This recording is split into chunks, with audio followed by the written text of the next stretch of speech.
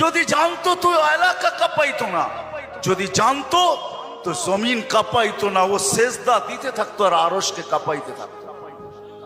যুবকের সেজদায় আরশ কাঁপে, আরশ। যুবক যখন সেজদায় যায়, সেজদায় পড়ে তো আল্লাহ ফেরেশতা, নাইলে এই হাদিস কোনোদিন আসতো না।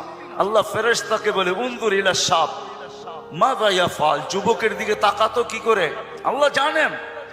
তো ফেরেশতা বলে জাআলা আজলাহু ওয়া মাজালাহু লিআজলিক, সবকিছু বিসর্জন দিয়ে আপনার কুদরতি পায়ে মাথা ঠেকায় দিয়েছে।